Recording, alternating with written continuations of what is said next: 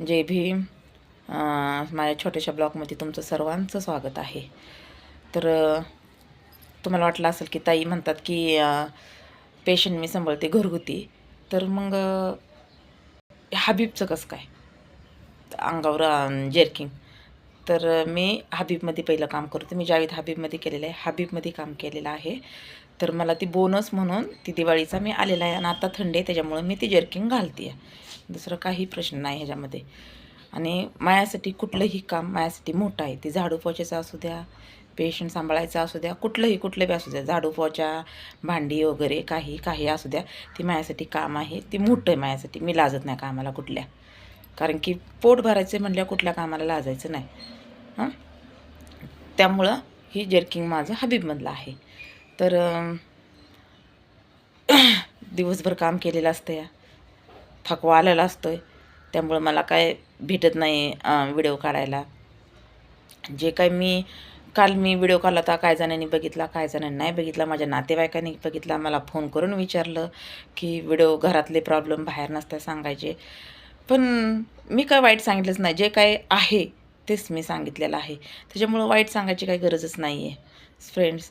तर त्यांनी विचारलं, मी त्यांना प्रश्नाची उत्तरं दिली. त्यांना जे बोलायचं आहे ते बोलू द्या, मला काही फरक पडत नाही. जे माझ्यासोबत अन्याय झाला आहे ती मला माहिती आहे. त्यांच्यासोबत अन्याय झाला असतं त्यांनाच कळालं असतं ना की काय झाले काय नाही. माझी हकीकत तर मी तुम्हाला पूर्णपणे सांगितलीच नाही आहे, कारण की माझी हकीकत तर तुम्हाला सांगायची आहे अजून, की मी दिवस कसे काढले, काय काढले. उपाशी तापाचे दिवस या माणसामध्ये मी काढले, नवऱ्यामध्ये, पण त्याला माझी जाण नाही राहिलेली.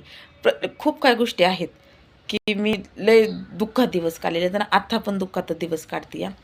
पण नवऱ्याच्या घरच्यांना माझी जाण नाही आहे. तर असू द्या की त्यांना जाण नाही, त्यांची त्यांना समजेल आणि समजणार पण नाही. ते कधी त्या लोकांना कधी समजणार नाही माझी जाण. आत्तापर्यंत 20-22 वर्षामध्ये नाही समजलं, तर इथून पुढं काय समजणार आहे नवऱ्याच्या घरच्यांना. शेवटी काय म्हणते, ती वाईट आहे, ती आगाव आहे, ते असं आहे. ठीक आहे, असू द्या. तुमच्या नजरेसमोर कधी म्हणतात का तुम्ही मला सांगा, सासू-सासऱ्याची घरची म्हणतात का सून चांगली आहे? नाही म्हणत ते. कितीही चांगलं वागा, कितीही काही करा, कधीच नाही म्हणत. आणि मला एवढं एक सांगत होतं की असं कुठल्या लेडीजला नाव नाही ठेवावं की ती व्हिडिओ काढते, ती अशी करते, ती तशी करते. हो, मी काढते, मी काही वेगळं काय काढत नाही आहे, व्हिडिओच काढते ना. मी नाचत तर नाही ना. माझ्या वयाचा, माझ्या ह्याचा मी सगळ्याचा भान ठेवलेला आहे, या सगळ्या गोष्टीचा. तर बोलणारी बोलतेच फ्रेंड, बोलू द्या. तर मी चालली आता कामाला.